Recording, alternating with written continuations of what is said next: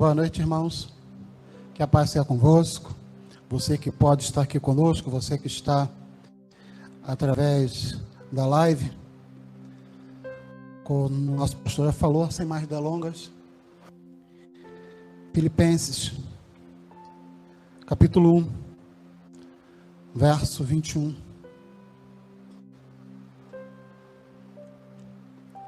Filipenses,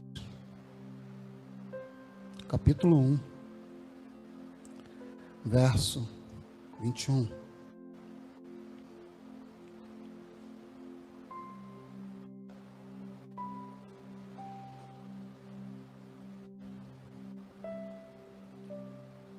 Obrigado, meu irmão.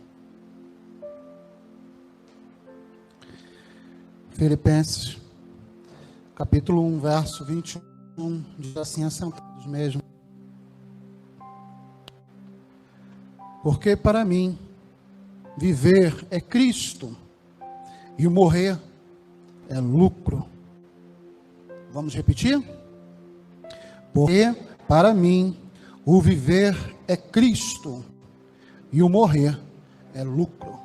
Amém? Feche seus olhos. Senhor, te agradecemos, ó Deus, pela tua bondade e fidelidade, ó Pai. Te pedimos mais uma vez, grava as tuas palavras em nossos corações. Que possamos sair daqui, ó Pai, diferente de como entramos. Porque, ó Deus, nós temos certeza que o Senhor estará acrescentando mais um pouco a nós, ó Deus. Mais confiança, mais discernimento, mais, ó Deus, entendimento dos teus passos, dos teus caminhos, ó Pai, para nós. Em nome de Jesus. Amém. Graças a Deus. Esta carta aos Filipenses, ela tem algo muito especial. A igreja de Filipos, ela foi fundada por volta do ano 50 de Cristo.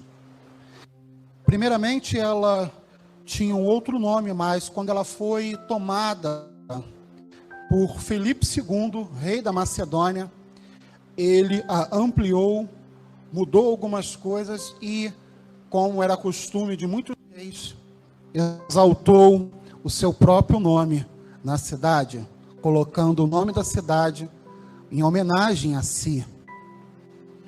Mas essa carta ela tem um sabor especial. Ela é uma daquelas cartas que Paulo escreveu quando estava no cativeiro, quando estava preso. É uma carta excepcional porque ela retrata o coração de Paulo pela igreja de Filipos. Assim como ele escreveu para Éfesos, ele também escreve para Filipos. E o interessante desta carta é que a sua intenção era que essa carta fosse disseminada por todas as igrejas. Paulo estava fazendo aqui um agradecimento à igreja de Filipos, porque desde o início do seu ministério, ela estava colaborando com Paulo. E Paulo, ele sente o desejo de enviar uma carta de agradecimento. Mas não era só agradecimento. Paulo também queria fortalecê-los e encorajá-los, porque Paulo sabia que, ao passo que se tornava uma igreja, ao passo que aquela igreja ia crescendo e se colocando para sempre fazer um pouco mais, não por Paulo, porque Paulo, ele era uma pessoa que ele não queria nem mesmo viver pelos haveres das pessoas e da igreja. Toda vez que ele entrava numa cidade, ele buscava um local e ele, como construtor de tendas, ele se aplicava ao trabalho para não ser pesado a ninguém. Mas Paulo estava agradecido porque a visão da igreja de Filipe era uma visão de crescimento, mas o crescimento do evangelho por todos aqueles lugares. E com certeza estavam passando por momentos difíceis. Paulo sabia disso. Acontece que Paulo, ele fundava as igrejas, mas à medida que ele ia fundando mais igrejas, cada vez ia se tornando mais longe as suas viagens e tudo, e ele não tinha como acompanhar o que estava sendo feito. Então, o que Paulo fazia? Ele enviava pessoas para pastorear aquela igreja, para cuidar daquele local, para dar fundamento, para dar substância. Paulo enviava Timóteo, enviava Lucas, né? Era Barnabé. Paulo sempre enviava alguém para falar deste evangelho e para que a igreja fosse fortalecida. No caso de Filipos, quem costumava dirigir a igreja era os pastores, ou os bispos, ou um diácono. Então Paulo, ele sempre enviava uma palavra, ele sempre escrevia uma carta para fortalecer as igrejas. E é interessante porque Paulo escreve, talvez no momento onde muitas pessoas ficariam chateadas, porque Paulo estava preso. Ele tinha ao seu lado um guarda pretoriano, ou seja, um guarda do império, acorrentado junto a ele. Paulo não tinha mais liberdade para ir e vir. Paulo não podia mais escolher aonde ele estaria, ele estava preso, porque ele havia curado uma jovem e foi denunciado, porque ele libertou aquela jovem de um espírito maligno. E as pessoas que cuidavam daquela jovem o denunciam, dizem que ele está fazendo alvoroço na cidade, que ele está acabando com o seu lucro, e Paulo é preso. Ele é encarcerado. Então, neste momento, Paulo está preso, e ele olha para Felipe e fala assim: eu vou escrever uma carta para animá-lo. E para isso, Paulo, ele usa algumas figuras nesta carta aos filipenses, nesse verso 1. Então eu peço que você não feche a sua Bíblia. Vou tentar não viajar muito pelas escrituras, porque o tempo não é muito amigo da gente nesses dias. Então Paulo, ele começa a olhar para a igreja e ele tenta animá-la. Mas como é que ele anima ela? A primeira coisa que Paulo faz é já no verso 1, até o verso 3, ele dá uma saudação. Ele fala: olha, Paulo e Timóteo, servos de Jesus Cristo, a todos os santos em Cristo Jesus, inclusive os bispos e diáconos em Filipe, que a graça e a paz do nosso Senhor, do nosso Pai e do Senhor Jesus Cristo estejam com vocês. Paulo os anima. Paulo imparge uma bênção. Paulo dá uma palavra dizendo que eles não estavam sozinhos, que eles não estavam simplesmente afoitos, que Paulo poderia estar preso, mas o Senhor Jesus Cristo, que é o Senhor verdadeiro da igreja, ele estava cuidando deles. Paulo não para por aí. Paulo, a partir do verso 3, ele ora, ele faz uma oração pela igreja e pelos seus membros, para que o Senhor os fortalecesse, para que o amor deles pelo evangelho não diminuísse pelas cadeias que Paulo estava tendo naquele momento, porque o fundador da igreja estava preso. Então Paulo, ele usa de algumas falas com aquela igreja. A primeira delas se encontra a partir do verso 12, eu quero ler para vocês, que diz assim: quero ainda, irmãos, que saibam que as coisas que me aconteceram têm até contribuído para o progresso do evangelho, de maneira de que toda a guarda pretoriana e todos os demais sabem que eu estou preso por causa de Cristo. E os irmãos, em sua maioria, estimulados no Senhor por minhas algemas, ousam falar a palavra com mais coragem. É verdade que alguns proclamam Cristo por inveja, rivalidade, mas outros o fazem de boa vontade. Estes o fazem por amor, sabendo que estou incumbido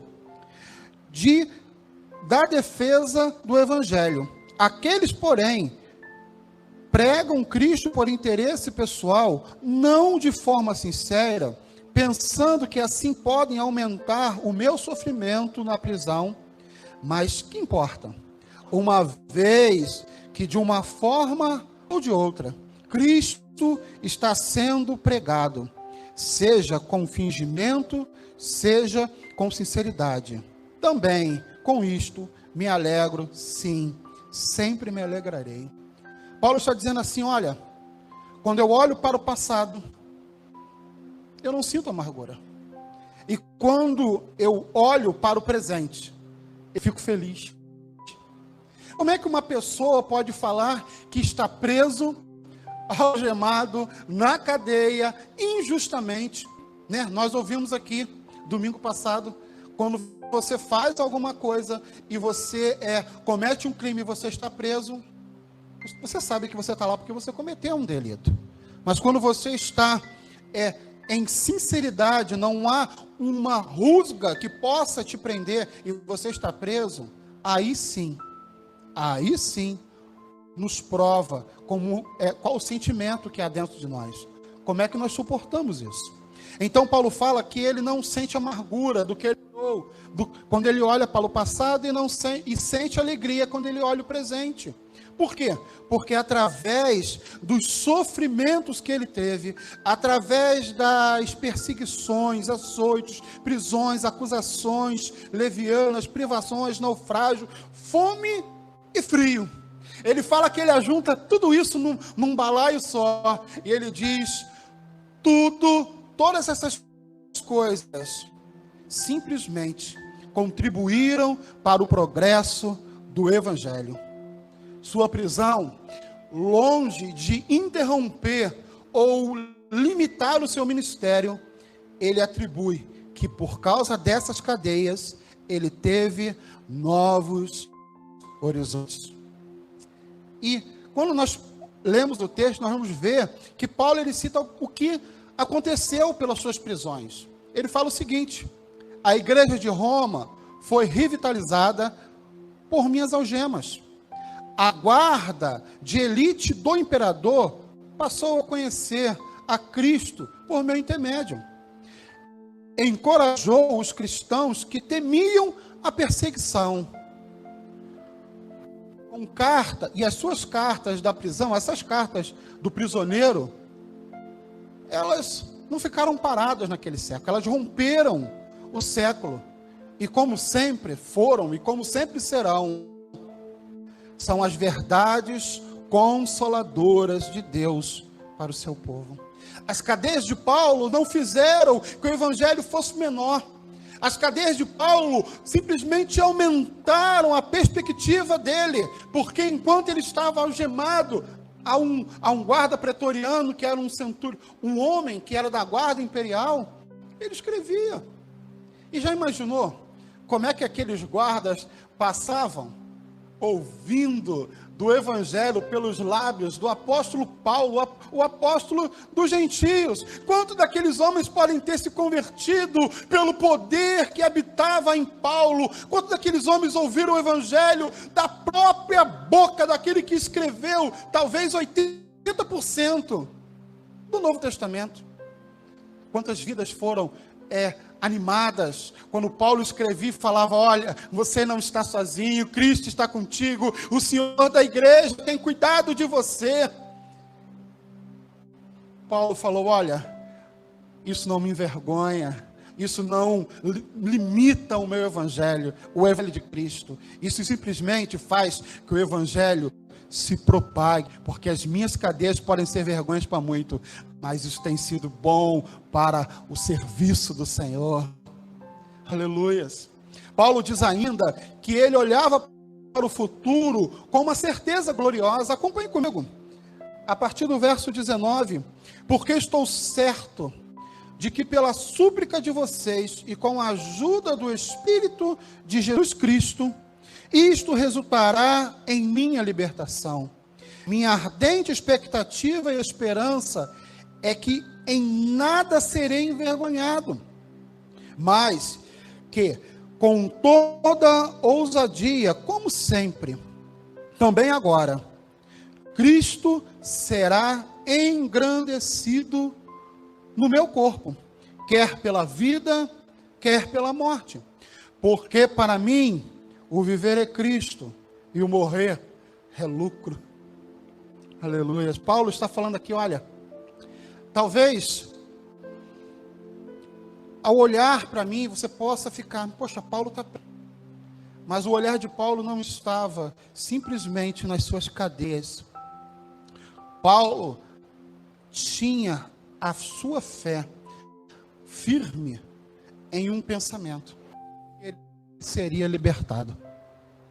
Paulo cria que as suas correntes, que as suas cadeias seriam passageiras. Paulo sabia que aquilo que ele estava passando, assim como ele escreveu lá à igreja de Corinto, que a leve e momentânea tribulação teria um eterno peso de glória, acima de qualquer comparação. Paulo estava falando, olha, eu sei que eu posso estar preso, mas quando eu vislumbro, quando eu olho para o futuro, eu vejo que Deus não vai fazer muita coisa ainda pela minha vida, com a minha vida. E como é que Paulo acreditava nisso? A primeira coisa é que Paulo acreditava que ele seria solto, devido à oração da igreja. Aí, do verso, a oração da igreja, porque a igreja estava orando por Paulo. Aí estava orando por Paulo, porque imagine só, o seu fundador estava preso, aquele que era, dizer, a expressão de Cristo, e para eles, aquele estava preso, então aquela igreja estava orando por ele, para que Deus o fortalecesse, Deus o tomasse pela mão, e o mantivesse seguro. Eles sabiam que aquele que o chamou é fiel para completar essa boa obra. Está isso na gente. Nós esquecemos que quem nos chamou não foi Paulo, não foi José, não foi Eurípides, foi o Cristo, o Salvador de todos, aquele que verteu o seu sangue no madeiro para nos dar a vida, mas não uma vida passageira, uma vida eterna, porque isso que nós observamos é simplesmente como uma fagulha daquilo que o Senhor irá fazer nas nossas vidas, ou em vida ou em morte. Paulo sabia que ele seria salvo, e a palavra que ele usa como salvação é soteria, que quer dizer que significa aqui segurança, salvação, bem-estar. Paulo demonstra confiança nessa libertação, porque ele entendia que o Senhor, através da oração dos filhos, iria operar alguma coisa na sua vida. Ele cria que ele seria liberto. E nós podemos ver que Paulo acreditava nessa oração. Já em 1 Tessalonicenses, Paulo fala algo muito interessante. Ele fala assim, irmãos, orem também por nós. Paulo acreditava que a oração, conforme está lá em Tiago, capítulo 5, verso 16, que a oração do justo pode muitos seus efeitos. Você não sabe o poder da tua oração quando você se coloca ante o Senhor e fala com Ele. Nós não sabemos qual vai ser a resposta, mas sabemos que a resposta que Ele estará nos dando será aquela que nós precisamos. Deus nunca deixou de responder àquele que se aproxima dele e busca o seu conselho. Paulo acreditava que estar preso, que a sua libertação seria temporária. Paulo acreditava que ele teria a sua salvação, ou por morte, ou por vida, mas ele sabia que aquelas correntes não o prenderiam. A segunda coisa que ele fala, é ainda no verso 19, ele fala que seria salvo, ele seria liberto, pela provisão do Espírito de Jesus Cristo.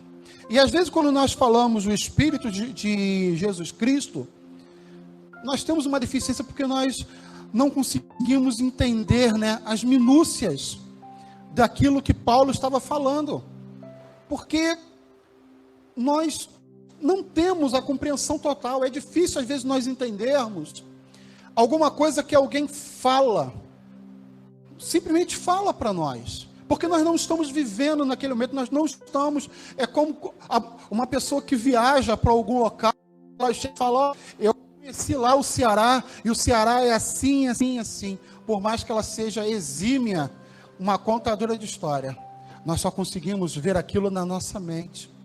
Mas Paulo, ele usa uma palavra nessa provisão do Espírito, que é a palavra esperança. Essa esperança aqui não é uma esperança qualquer. Quando você pega lá no original grego, ele diz que essa palavra é apokakarakia. Que palavra ótima para se falar, entendeu? Essa palavra é como alguém que está tentando ver alguma coisa. Não sei se vocês já foram em algum show ou estiveram no evento onde você queria ver quem estava lá na frente. Quem estava de repente tocando, ou você chegou numa igreja muito grande, você olha, eu já fui numa igreja que era tão grande, que pela igreja era espalhado telões, para que você pudesse ver o pregador falando do evangelho. Paulo usa uma palavra esperança, que é como que alguém estivesse apoiado sobre seus dedinhos dos pés, como alguém que tenta vislumbrar, ver lá na frente, ou seja, ele se esmera, ele busca ver aquilo que ele não alcançaria simplesmente sem um cuidado, sem um esforço. Ele está falando, olha, eu estou olhando, mas eu não estou olhando simplesmente para agora, eu estou olhando para lá para frente, para aquilo que o Senhor é poderoso para fazer. Ou seja, a minha esperança não se fundamenta em cadeias que me prendem, mas ela se fundamenta nas palavras do Senhor, que Ele falou que assim faria, e assim será feito. E assim foi. Quando nós lemos, nós vamos ver que Paulo, logo após isso, ele é solto. Ele é solto. Ele fica mais ou menos 2 ou 3 anos em liberdade, fazendo seu ministério, e depois é preso novamente. Imaginou? Ele fica um tempo preso, algemado a uma outra pessoa. Ele não tem liberdade, e de repente ele é liberto. Ele é livre. Ele passa por aquilo e ele continua a pregar, e de repente ele novamente. Quando se usa essa palavra esperança, e quando ele está falando pela provisão do Espírito de Jesus, ele está falando que esse Espírito de Jesus, que é o Espírito Santo do Senhor, Ele o revestiu com autoridade, Ele o revestiu com esperança, Ele o revestiu com uma certeza, que pode ser pela vida ou pode ser pela morte, mas ele seria liberto, e isto não o deteria, que o Evangelho continuaria com Paulo ou sem Paulo, porque é o Senhor que conduz todas as coisas. Paulo, ele busca que aquelas pessoas entendam que elas não deveriam se fixar em qualquer coisa, elas deveriam olhar para o autor e consumador da sua fé, que este sim faria tudo ao seu contento. Mas para isso, Paulo, ele faz ainda mais uma coisa. Ele continua a falar sobre aquelas pessoas que estavam pregando o evangelho por fingimento, para agredi-lo. O livro, a carta, não é explícita ao falar sobre isso, mas se entende que algumas pessoas estavam aproveitando as cadeias de Paulo para lograrem algum benefício para você. Se não fosse para desvirtuar o que Paulo havia falado, era para ganhar alguma coisa com este evangelho. E isso não era vidas, não era pessoas, não era propagar o evangelho por Cristo, mas era propagar por si mesmo. Para aqueles que creem, que não creem em Deus, só resta a vida nesta terra. Então, portanto, é natural que lutem pelos valores terrenos, dinheiro, popularidade, poder, prazeres, prestígios. Para Paulo, entretanto, viver significava desenvolver valores eternos e falar aos outros a respeito de Cristo, pois somente Ele poderia fazer com que as pessoas entendessem a perspectiva da eternidade. Paulo não estava focado simplesmente no que as pessoas estavam fazendo. Paulo fala, olha, se é por fingimento ou se é por vontade que o evangelho cresça, glória a Deus, porque o evangelho está sendo pregado. Me fez lembrar aqueles homens que viram Cristo, apóstolos, expulsando demônios, né? Libertando as pessoas. E alguém vira para Cristo e fala assim, Senhor, esses homens aí não andam conosco. Não andam conosco. E Cristo fala, aquele que não é por mim, é contra mim. Ou seja, eles estão fazendo que o evangelho, que aquilo que eles viram, se propague.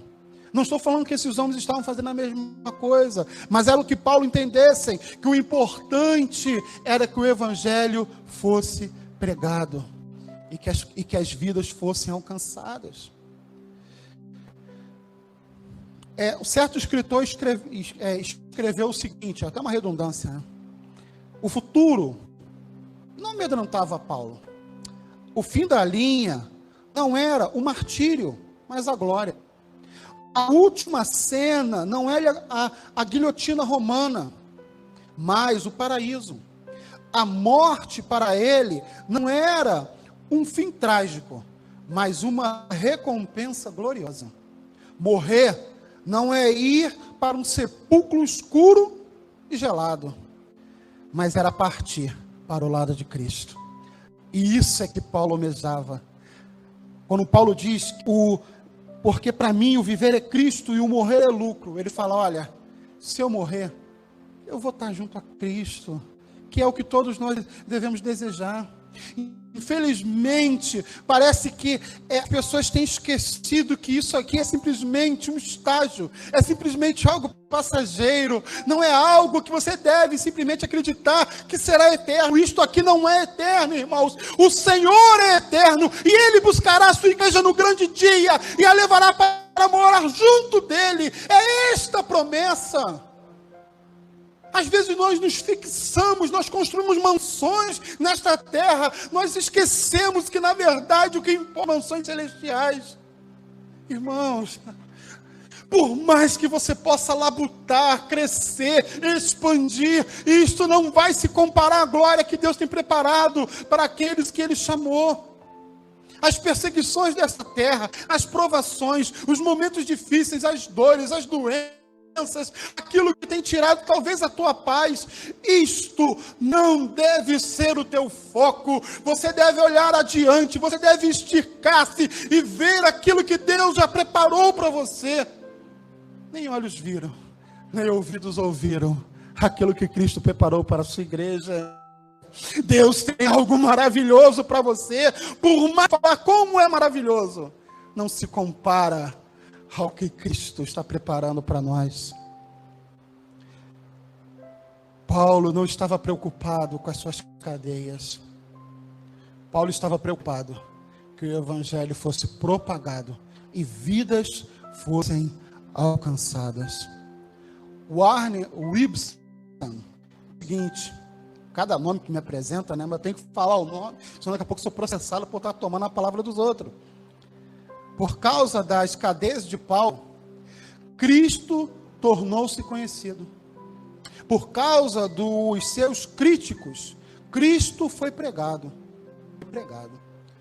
No entanto, por causa do seu sofrimento, Cristo foi engrandecido, porque tudo que fazemos é para a glória do Senhor, tudo é para a glória dEle, é para Ele, por Ele e para Ele. Se você faz alguma coisa pelo teu nome, saiba que isso é fugaz, é como palha que é lançada ao fogo e vai passar. Tudo que fazemos é para o Senhor, porque é lá é que nós estamos guardando o nosso tesouro. O nosso tesouro não está onde o ladrão pode levar. Esta pandemia não pode tirar a tua paz, estes sofrimentos não podem tirar a tua alegria. Os momentos de prova, de incerteza, não devem ser aquilo que domina a sua vida.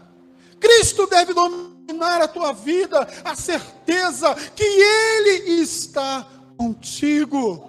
Ele não te deixará só, Ele não te deixa só, irmãos. Oh, aleluia. Quantas das vezes nós passamos por momentos incrivelmente difíceis. Paulo está falando, não foca nisso, irmão. Não foca nisso. Não olhe para isso. Não estou falando que não dói, irmãos. Pelo amor de Deus, não dói. Dói. Você tem um ente seu doente. Perder um ente querido. Dói. Dói muito. Dói muito. Nós somos humanos. Nós temos sentimentos. Saber que está com uma doença e por mais que nós busquemos a solução, o médico diz, não tem jeito não.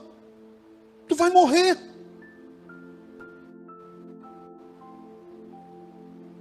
Mas é passageiro. É temporário. Vai passar. E você vai sair mais forte dessa prova. Vai sair mais forte. Vai sair mais forte. Você crê nisso? Cristo vai te fortalecer. Esse Espírito do Senhor Jesus Cristo vai te revestir e vai te deixar mais forte. Ele vai te mostrar que você pode passar por isto. Amém? Amém, irmãos? Amém? Você que está aí sentadinho nesse banco acolchoado, nessa cadeira, de repente está sentado no sofá tomando um cafezinho. Deus é poderoso para agir também na tua vida. A mão do Senhor vai longe. A mão do Senhor vai longe. Para nós encerrarmos, antes das considerações, né? Paulo não estava olhando simplesmente para o passado, para o presente ou para o futuro. Paulo estava olhando também para os seus irmãos. Paulo sabia que, Paulo, ele desejava morrer. Irmão, porque era se encontrar com Cristo. Você é sincero.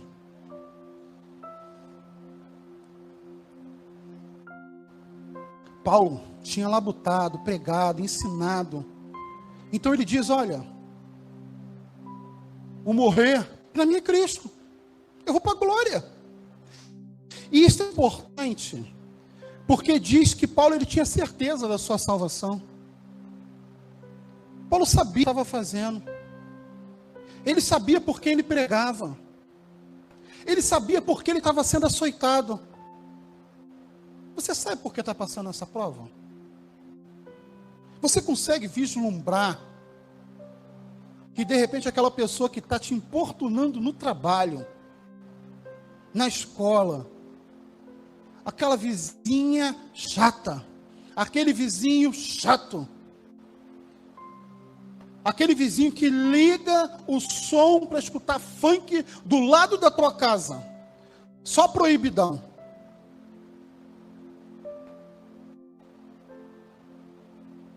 Pode não parecer, mas isto será para a glória do Senhor.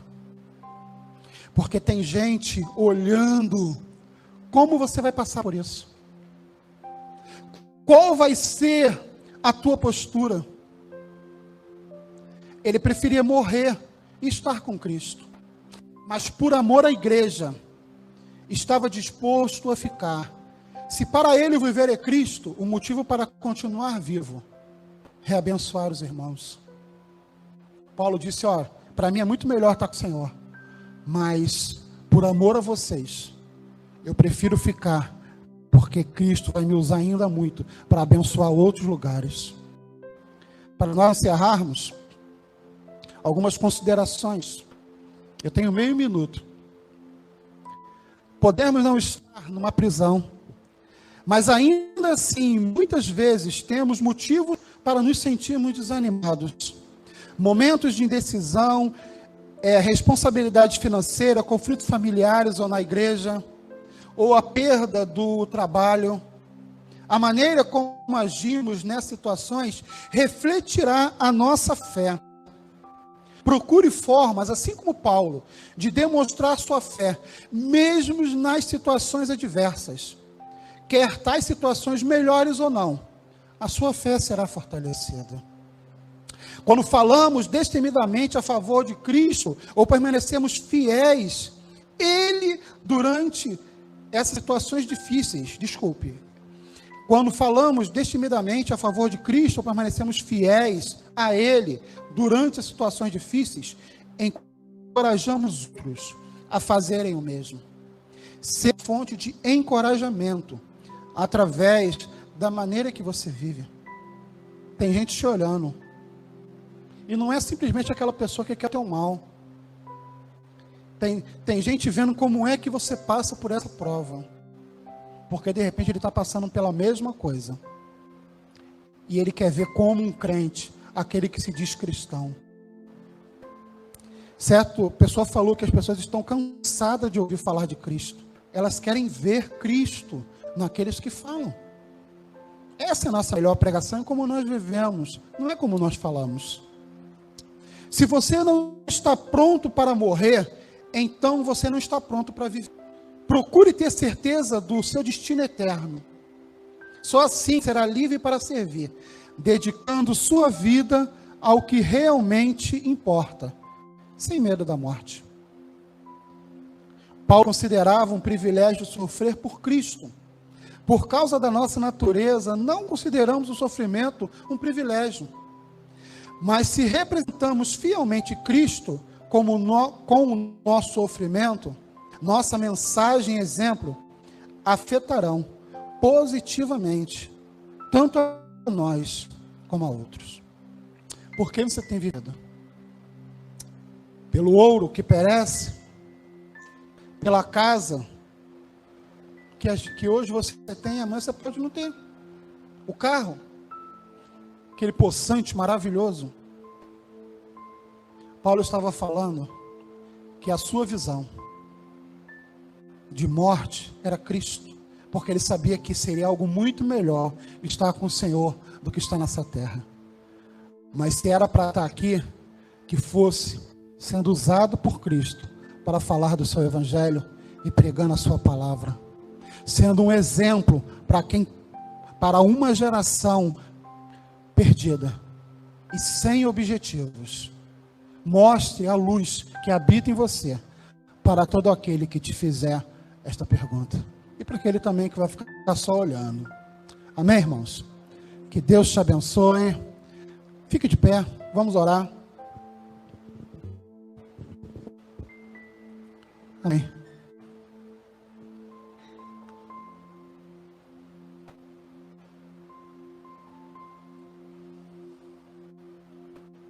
Amém. E aí? Por quem você tem vivido? Para que você tem vivido? Por que você tem vivido? O viver para Paulo era pregar o evangelho, porque ele sabia do seu destino eterno. Que as suas provações sejam um alicerce para que as pessoas vejam o que Cristo pode fazer na vida de quem confia nele. Feche seus olhos. Senhor, nós te agradecemos, ó Pai, pela tua bondade, fidelidade, ó Pai. Te agradecemos porque o teu servo Paulo pode ter escrito esta carta imaginando simplesmente Filipos, aquela igreja dos filipenses. Mas a tua palavra não conhece tempo. A tua palavra não conhece um momento inoportuno. A tua palavra é viva, eficaz. Assim como foi falado em Hebreus, que Jesus Cristo é o mesmo hoje, ontem e eternamente. Nós cremos assim, ó Pai. Nós cremos que esta terra não é um local de passeio. Esta terra é um local de provações e de momentos aonde a nossa fé será provada. E Senhor, se estamos aqui neste momento, é porque é o Senhor que tem nos revestido com o teu Espírito, é o Senhor que tem nos guardado, Senhor, é o Senhor que tem nos fortalecido. Senhor, ajuda-nos a sermos exemplos para as pessoas que têm buscado solução para as suas vidas.